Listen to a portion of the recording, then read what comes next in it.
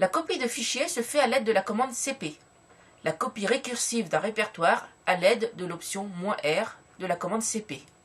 Du point de vue système de fichiers et inode, lorsqu'on copie, on crée physiquement un autre inode qui contient les mêmes informations et qui alloue d'autres blocs dans lesquels le contenu des blocs du premier fichier sera dupliqué. Vous voyez ici que lors de la copie du fichier 3 à fichier 4, un autre inode est utilisé, le 10041, et d'autres blocs sont alloués et utilisés. Et le contenu sera dupliqué d'un bloc à l'autre.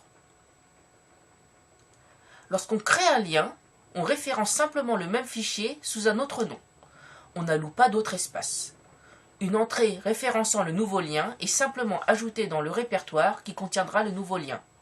Vous voyez qu'ici, lorsque je fais le lien, l'inode 10038 est simplement répertorié sous un autre nom de fichier dans le répertoire. La seule modification apportée à l'inode est que désormais, il y a deux liens qui le référencent, fichier 3 et fichier 5, et non plus un seul lien.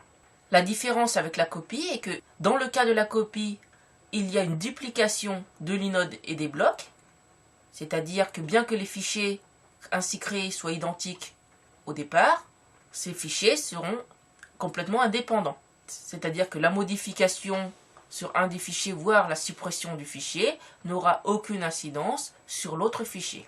Dans le cas d'un lien, puisque les deux fichiers référencent le même inode, toute modification apportée à l'inode ou au contenu du fichier, par exemple le fichier 3, sera automatiquement visible par le fichier 5, puisqu'il référence de toute façon le même inode et le même espace mémoire. Pour supprimer un ou plusieurs fichiers, on utilisera la commande rm. Cette commande peut prendre un ou plusieurs fichiers à détruire en argument. Vous pouvez également supprimer un répertoire avec l'option "-r". Attention, ceci effacera irrémédiablement tout le répertoire récursivement. Soyez donc bien sûr de ce que vous faites si vous utilisez cette option.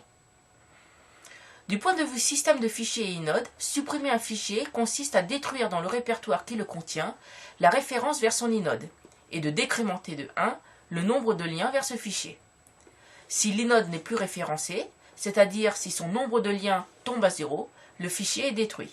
Par exemple, ici, je supprime le fichier 3. Cette entrée pour l'inode 10038 est détruite. Ce fichier n'existe plus sous ce nom, mais comme fichier 5 référence encore cet inode, l'inode et les blocs ne sont pas détruits. C'est lorsque je supprime par ARM le fichier 5 que l'inode n'ayant plus aucune référence est détruit. La commande mv, move, déplace ou renomme. Pour renommer un fichier, on utilise mv, le nom du fichier de départ, et le nom du fichier d'arrivée, qui est écrasé s'il existait déjà. Pour déplacer un ou plusieurs fichiers, on utilise mv, le nom de tous les fichiers à déplacer et le répertoire d'arrivée. Point de vue système de fichiers et inode, en fait mv ne modifie que l'entrée qui référence l'inode en renommant son entrée ou en le déplaçant dans un autre répertoire. Dans cet exemple, je renomme l'entrée fichier 4 pointant vers l'inode 10041 en fichier 5. Vous voyez que seule l'entrée a changé. Aucune modification n'a été apportée à l'inode lui-même. Ensuite, je déplace le fichier vers le répertoire parent. Ici encore, seule l'entrée a changé de répertoire. L'inode 10041, quant à lui, n'a subi aucune modification. Enfin, il y a les liens symboliques, à ne pas confondre avec les liens tout court, qu'on appelle parfois hard link, lien dur, pour les différencier. Un lien symbolique est un fichier de type lien symbolique, de type L, qui a son propre inode, mais dont le contenu donne simplement le chemin vers le fichier qu'il référence.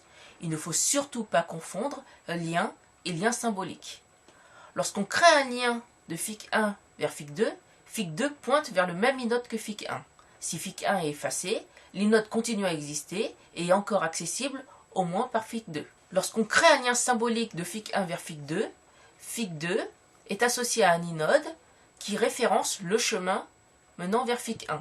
Si fic1 est effacé, fic2 référencera un fichier qui n'existe plus. Dans cet exemple, soit le fichier 1 d'inode 10041. On crée un lien symbolique, fichier 2, à l'aide de ln-s. Alors notez bien le "-s" pour faire un lien symbolique. Sans le "-s", on aurait fait un lien en dur, comme vu précédemment. Alors cela crée un fichier 2 d'inode 10053 qui pointe vers le chemin du fichier 1. Mais contrairement au lien en dur, si on supprime le fichier 1, le fichier 2, bien que continuant à exister, sera invalide, puisque pointant vers un fichier désigné par son nom, et qui n'existe plus, plutôt que vers un inode. Alors, quelques autres commandes utiles. La commande touch permet de créer autant de fichiers réguliers vides que donnés en argument. Si le fichier existait déjà, touch modifie simplement son horodatage, c'est-à-dire met à jour la date de dernière modification et de dernier accès de ce fichier. La commande cat, quant à elle, affiche le contenu du fichier sur la sortie standard, c'est-à-dire à l'écran. Nous y reviendrons lors de la séance sur les flux de données. Pour les commandes sur les répertoires, la commande mkdir permet de créer un répertoire et rmdir permet de supprimer un répertoire vide. Attention, pour supprimer un répertoire non vide, il faudra utiliser la commande rm-r vue précédemment. Je vous rappelle que cette commande rm-r est dangereuse car elle supprime récursivement tout le répertoire. Donc soyez bien sûr de ce que vous faites. Enfin, dernière commande utile à connaître, find, qui permet de chercher récursivement dans une hiérarchie de répertoire les fichiers satisfaisant certains critères. Donc vous voyez que vous pouvez utiliser comme critères des critères sur le nom lui-même, mais aussi sur l'utilisateur, sur les droits, sur la date de dernière modification, la date de dernier accès, sur le type du fichier, etc.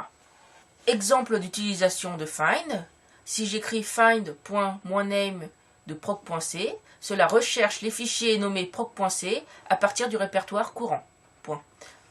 Find /moiname étoile.jpg, ça recherche dans toute l'arborescence, à partir de la racine, les fichiers se terminant par l'extension .jpg.